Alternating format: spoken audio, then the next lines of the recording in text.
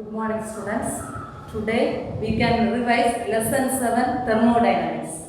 So important questions I will write in this side.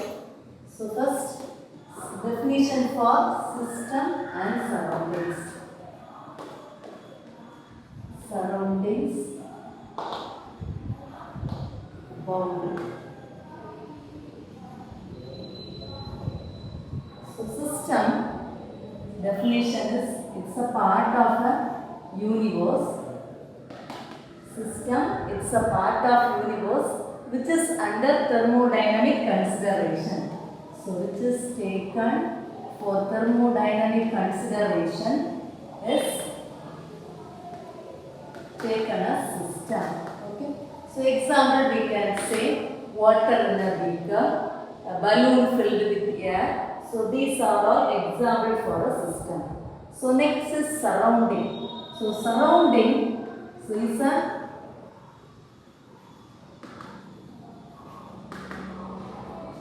we can say except system, everything in the universe that are referred as surrounding. So except system, everything from the universe. Except system, everything in the universe that is referred as universe, that is referred as surrounding. So next is the boundary, isn't it? So boundary, so which can divide system and surrounding, the division part that is called as boundary. So these are the basic terms used in thermodynamics. System, surroundings, boundary. Okay. So next we can see types of system. System is classified into 3 types. So one is isolated system, closed system, open system. Isolated system,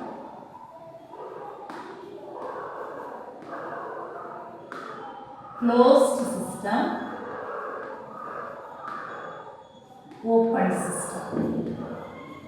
So first case, isolated system.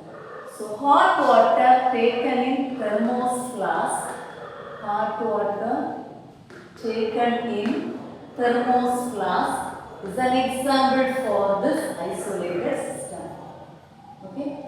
So in the case of hot water in thermos flask, so it cannot exchange heat or matter with the surrounding. So it can exchange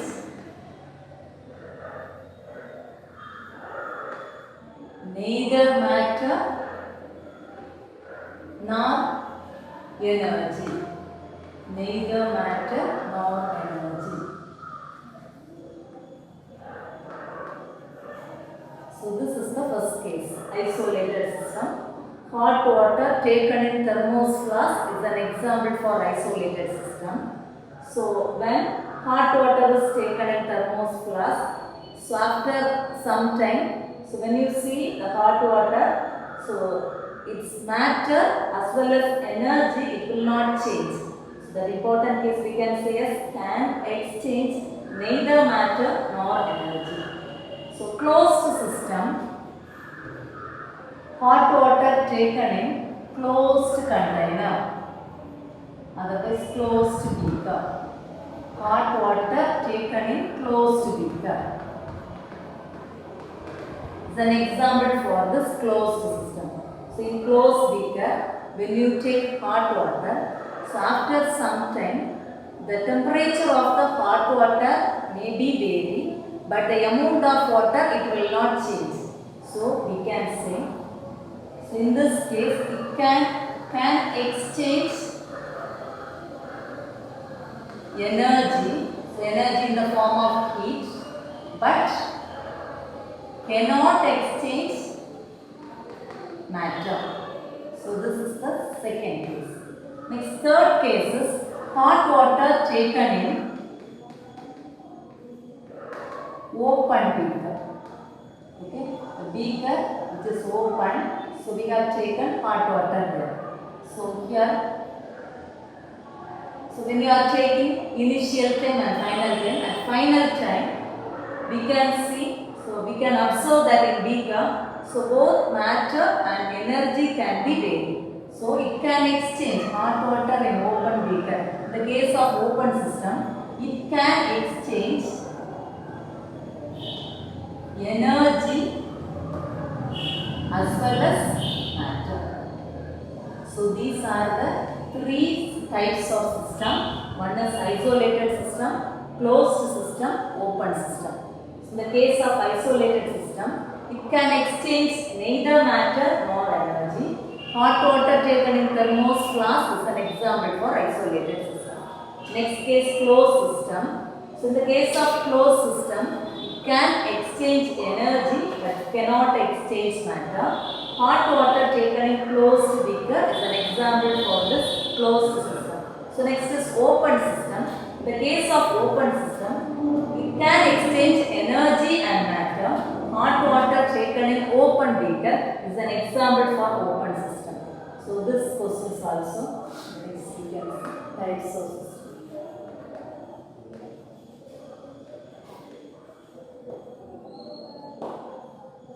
Next we can see types of process depending upon the initial state and final state of system. We are having processes like reversible process,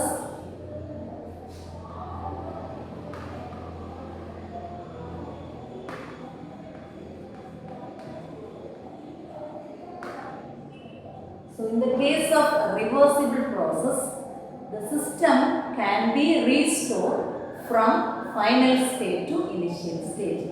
So it is a restore. System can be restored from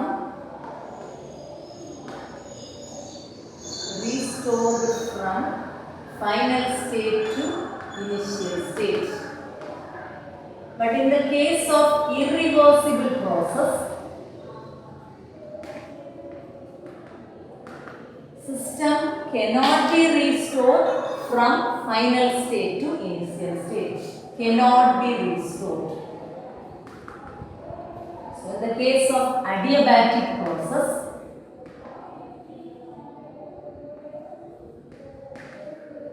in short we can say dP is equal to 0. Sorry.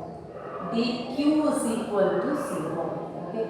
So the meaning is, when a system changes from initial state to final state, the heat involved in this process is remains constant. So dQ is equal to 0. Next case, isothermal process. So in isothermal process, mathematical expression we can write dT is equal to 0. So at constant temperature, system can change from initial state to final state. So its value dT is equal to 0. But in the case of isobaric process, isochoric process,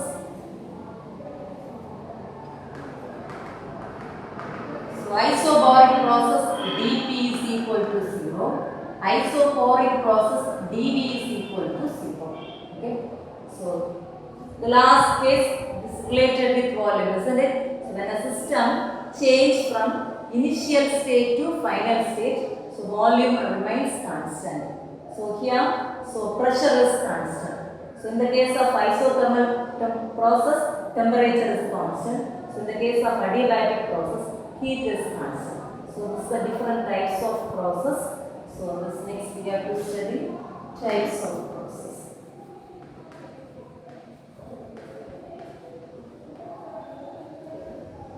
Next question, we can see properties of system.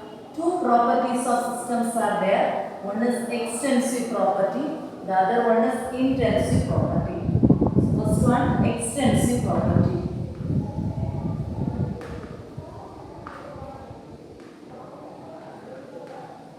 Extensive property. The one more property, it is intensive property. So in the case of extensive property, the particular property which does not depend on size or mass of the system, it is called as extensive property. Example, volume,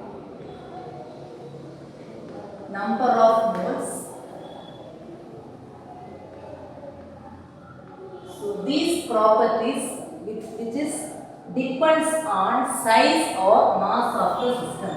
The property which is depends on size or mass of system, it is called as extensive property.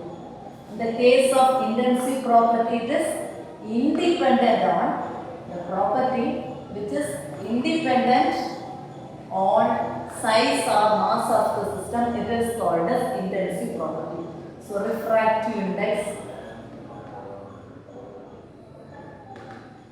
So these are all examples for intensive property. So two properties in extensive property and intensive property. So next question we can see function, state function and path function. Extensive, intensive property.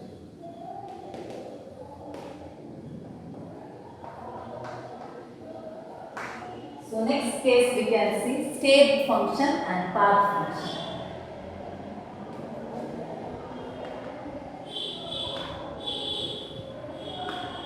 State function and path function.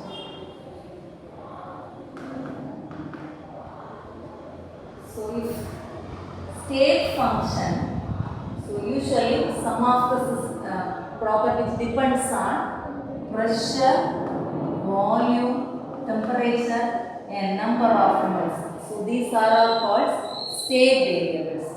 A particular property which depends on state variable, so it is called a state function. So path function does not depend on state, but depends only on path of the system, isn't it? So depends on only path. So work, heat or example for this path function. So two functions are there, state and path function. So in path function, it depends on path, work and heat are the example for the path function. So next question.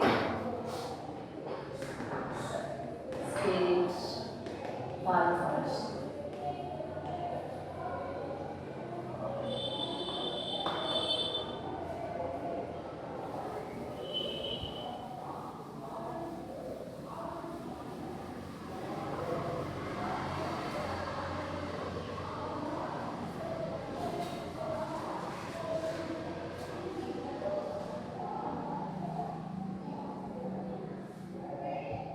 So next question we can see internal energy. So internal energy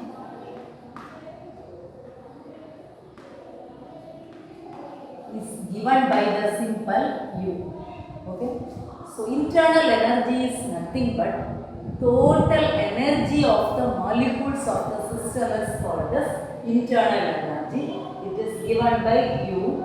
So it is the sum of the particular molecule can have rotational energy, vibrational energy, translational energy, electronic energy, bond energy and energy which is related with molecular interactions. So these all energies are added and the total energy we can call it as internal energy. So next we can see characteristics of internal energy.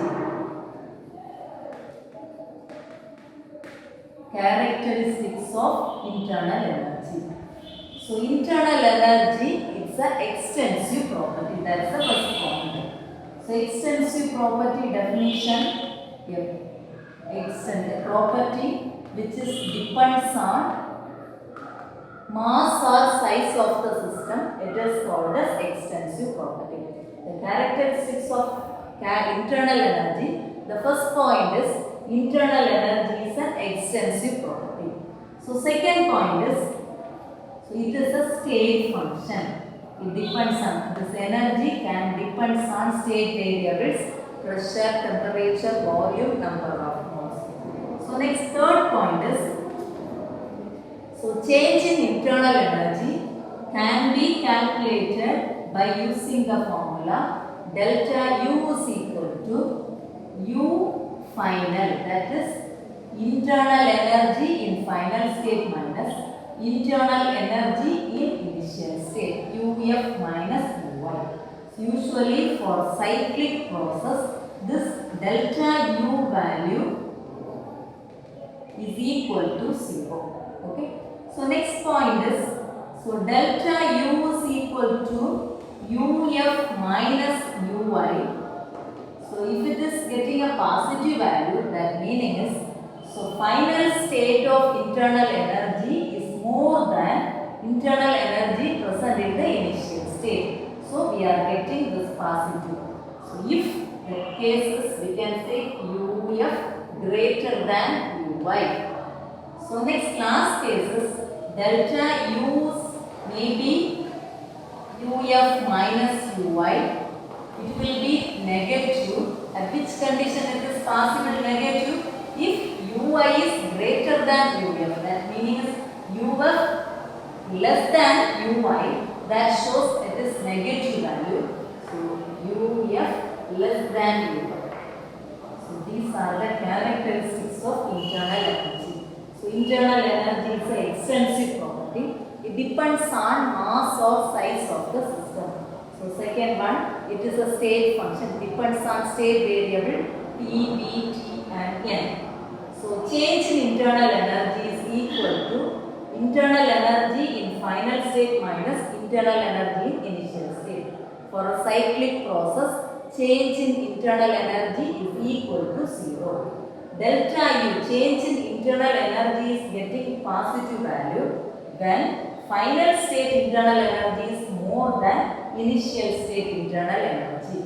So delta U is equal to getting negative value, and at the condition final state internal energy is less than initial state internal energy. So next question.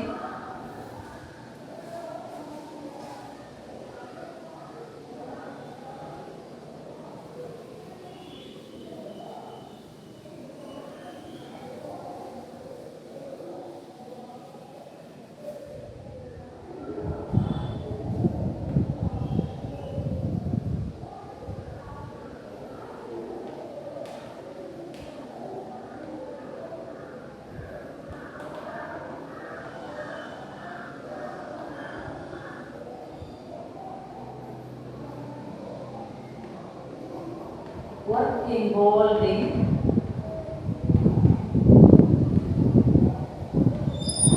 expansion and compression process.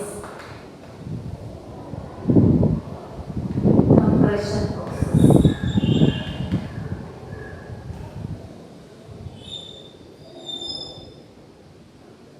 So here we can see work in compression process. Expansion process. To explain this process, consider the cylinder. Okay. So here, this volume here we have filled with n number of ideal gas molecules or filled. So in this cylinder, it is fitted with a frictionless piston. The pressure outside the cylinder is taken as PXT, that is external pressure. The pressure inside the cylinder is taken as P internal, and this cross-sectional area, that is called as A. So a cylinder. So from this P external pressure is more than internal pressure. So to equalize internal pressure and external pressure, we are going to press this piston. So at particular pressure, this internal pressure and external pressure will be equal. So at the same time, there is decreases in volume. Okay, that is pressure volume can be explained by using this process. So this may be when the piston is moved to this region. So this is the initial volume and this is the final volume Vf. So this difference is delta V. Okay. So next, what we are going to calculate for this compression process, work we are going to calculate. So we know that work is equal to minus F into dx. So this is force exerted. So dx is the distance moved by the piston. So here, so force we know that force is equal to pressure into volume. So pressure we can take as the new pressure, that is P external pressure into area. So force is equal to pressure, external pressure into area. Substitute this value here. So W is equal to, so instead of F, P external into A. So minus P external into A into dx. So area into distance moved, that is, we can say as volume difference, isn't it? So it is equal to minus P external into A into dx, we can say as V I minus Vf. So otherwise it will be Vf minus Vi. But actually this initial volume is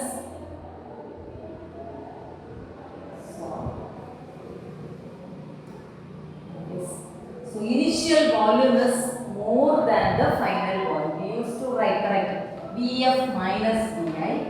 So final volume is less than the initial volume. So this Vf minus Vi, it will be getting the value minus P external into minus delta V. Okay. So minus into minus plus. So W is equal to P external into delta V. So it is getting a positive value. Okay. So this is the expression for work involved in compression process. So if we need to, here we have taken n moles of an ideal gas. So consider if a container is having n molecules of reactants and products, if it is reacting together, so this derivation will be changed like this. For calculating for the expansion process, we can write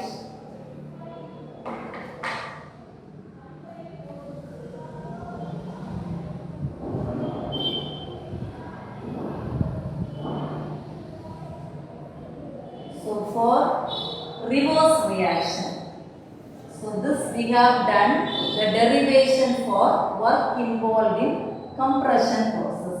So if the reverse is right, W is equal to minus integral, so we can write minus P internal into dV.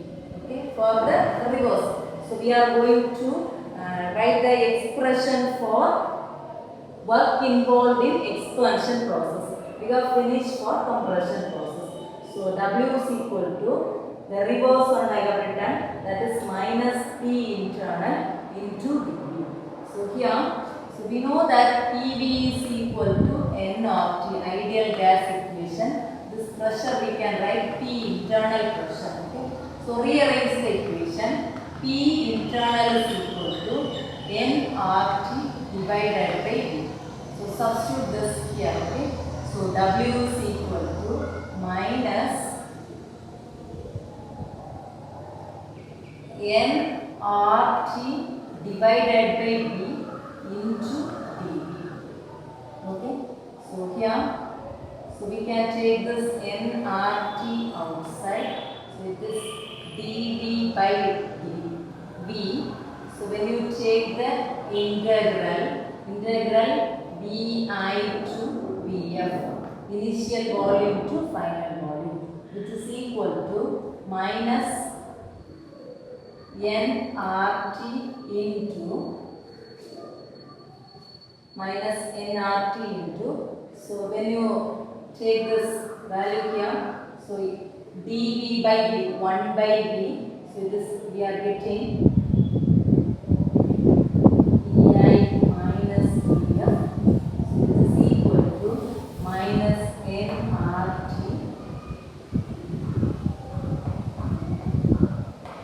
divided by d.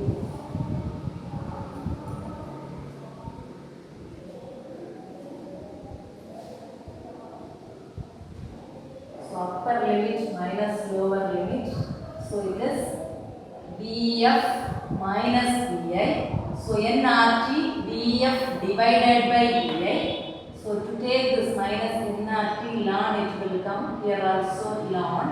So to change this ln into log, so we are writing minus nRT 2.303 should be multiplied. So minus 2.303 nRT log VF divided by VI. So this is for, isn't it? For ideal gas. So listen. So in this equation, when VF is more than VI, that is volume of final state of gas molecule is more than initial state, then it should be a negative value. So if W is getting negative value, so this process it is called as expansion process. Okay, I'll write here. If W is negative for expansion process. For the reverse one, compression process, final volume is less than the initial volume. So that this W will get the positive value. So W is equal to positive. So this is for compression process. The first case, W is positive, compression process, but done on the system, so it gets the positive value. So the W, if it is getting negative value, so it is for expansion process, work is done by the system, so it got negative value. So clear, students? So once again, so work in compression and expansion process, we can derive like this. Next question, thermochemical equation.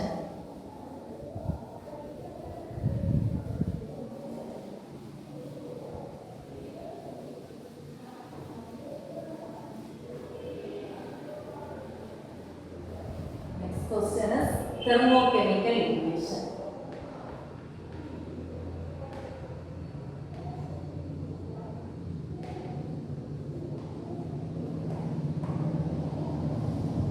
Thermochemical equation is a stoichiometric chemical equation. Okay. So I will write an example as H2 gas plus O2 gas equilibrium gives H2O gas. So delta H0 for this reaction, formation reaction is minus 967 kilojoule. So this is the way of writing thermochemical equation. That's how we have to write this. So reactant should be left hand side, product right hand side. So at the end of this reaction, delta H0 value, that is enthalpy change of formation, should be mentioned at the end of this reaction. Okay. So first point regarding to this thermochemical equation is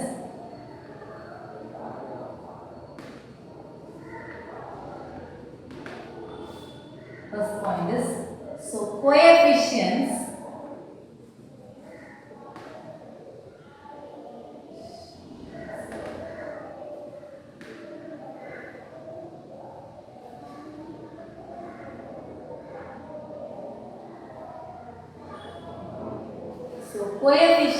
in this thermochemical equation which indicates the number of moles of reactants and products. Coefficient, here coefficient is 2, here coefficient 1, here coefficient 2. So this numbers indicates number of moles of reactants and products. That's the first point.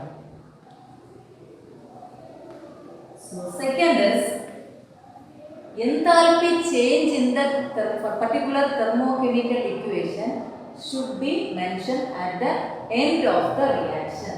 So enthalpy change should be mentioned. Enthalpy change. So next is the phases of the reactants and products. So here gas and here gas, here also gas. So I have written here. So this phases of reactant and product molecule should be mentioned in the bracket. Okay. So phases.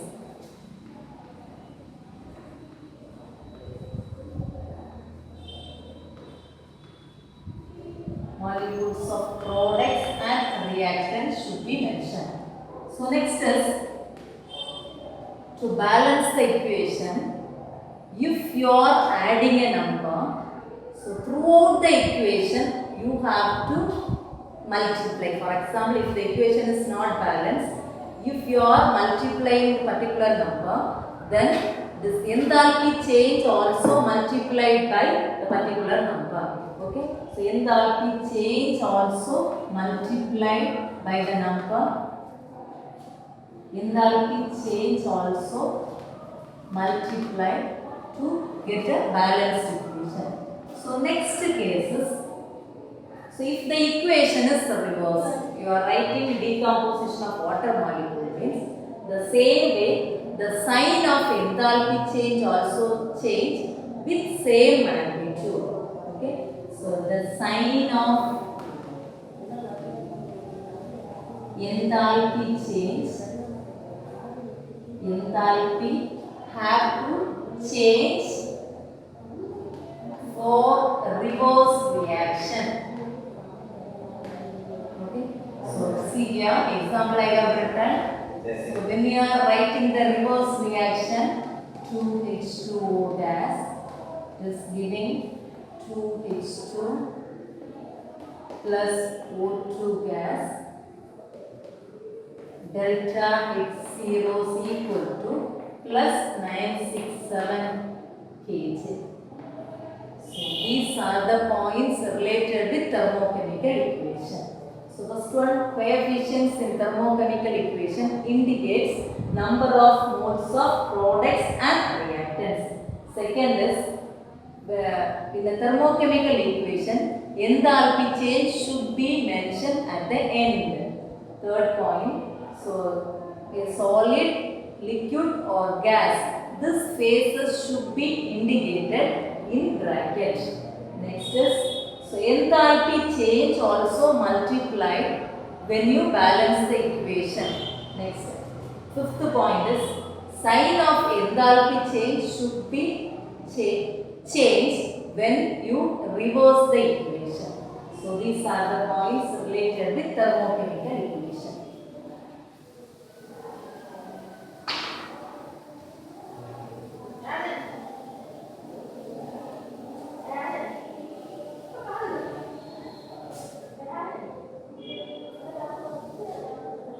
Next, you have to study the question.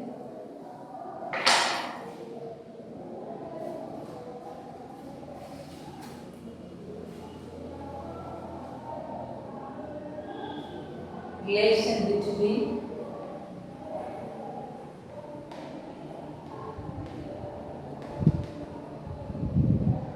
H and U, that is enthalpy and internal energy.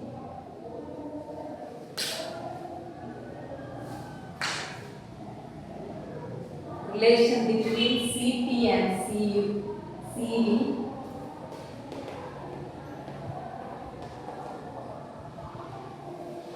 Cp, comma Cv. So now I will explain relation between Cp and Cv. So here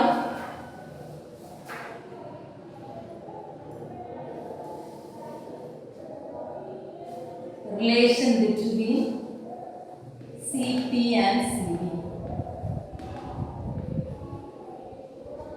Cp and Cv. Okay. So consider the relation between H and internal energies. H is equal to U plus Ev. So ideal gas equation PV is equal to nRT. Okay. So here what we are going to do is substitute this here. So del H is equal to U plus PV. Instead of PV, substitute nRT. So now throughout the equation, so you are going to differentiate in terms of temperature. So dou H by dou T is equal to dou U by dou T plus nR into dou T divided by dou T. Okay. So we are going to differentiate this equation in terms of temperature. So this dou H by dou T, it is called as Cp, molar heat capacity at constant pressure. So next dou U by dou T, it is called as Cv. So next nR into dou T by dou T, the value is 1. So substitute these two terms here. So Cp is equal to Cv plus nR. Take the Cv here. So Cp minus Cv is equal to nR. So this is the relation between Cp and Cv. Okay. So next question.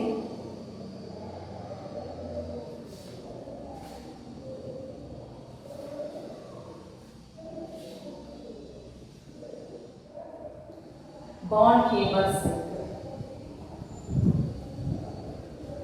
Definition for Tesla.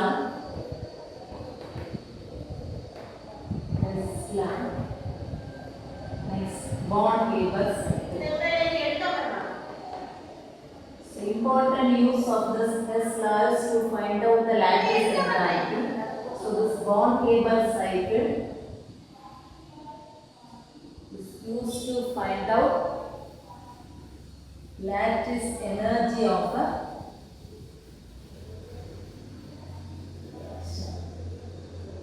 bond cable cycle. So consider, so general equation I will explain. The question is asked for sodium chloride and cesium chloride. Problematic also, so we can attend it. So metal solid, when it is reacted with the gaseous halogen, it can capable of forming MX gas. Okay. So delta H for the formation. Delta H. So first step according to bond cable cycle, this M solid is converted into gaseous metal. So by this process, this is called as delta H1.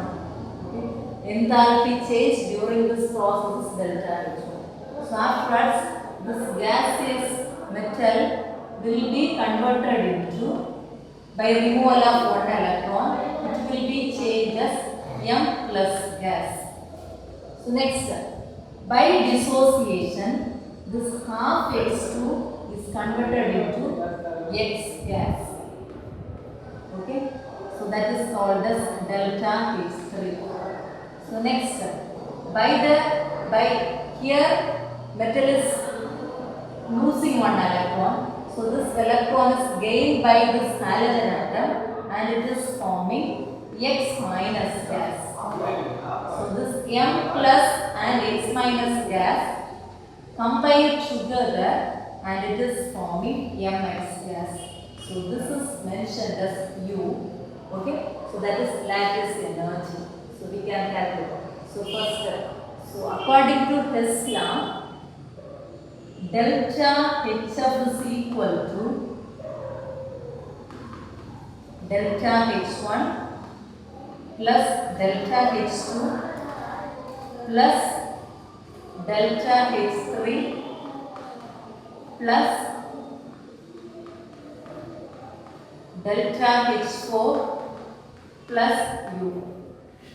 So when you rearrange the equation, this U value, lattice energy, can be calculated. Okay. So I will explain each term here. So first one, delta HF. So delta HF is the heat of formation, that is heat of formation. Heat of formation of particular ionic solid. So second one, delta H1, isn't it? So metal solid state is converted into gaseous state. That measure it is the heat of sublimation. Heat of sublimation. In problematic question, they used to give the heat of sublimation for maybe sodium solid. When it is converted into sodium gas, heat of sublimation value delta H is equal to minus 400 and something like this. They can give the values from this formula. When you substitute the values, you can calculate the lattice energy. So see, delta H is heat of sublimation. Delta H2. So already in inorganic chemistry we have studied. So when a gaseous metal atom is converted into a positive ion cation, so this process it is called as ionization energy, isn't it? So it's the amount of ionization energy. Ionization energy of metal gas when it is converted into M plus gas. Then delta H3, it denotes the dissociation of this halogen into, so half X2, it has dissociated into X gas. Okay? So it's the amount of dissociation. Next, delta H4, that indicates the gaseous halogen atom, by getting one electron, is converted into a negative ion, that is electron affinity. So it's the amount of electron affinity. Enthalpy change in electron affinity. Okay.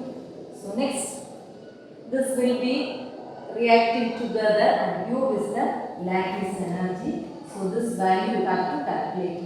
Rearrange the equation and from this you can calculate the lattice energy of the particular ionic crystal. Okay. So next question.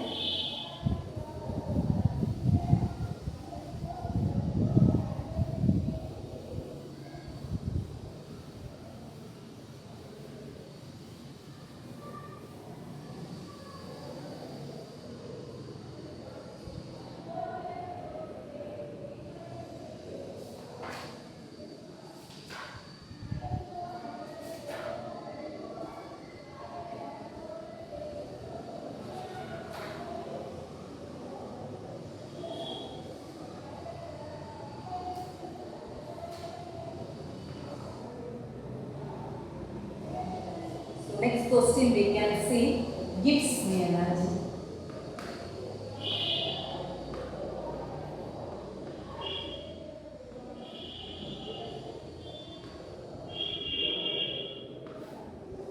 So here next questions will be the lowering equilibrium to study Gibbs free energy.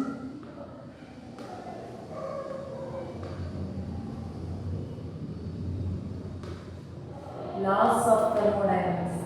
First law, second law, third law, zeroth law of thermodynamics.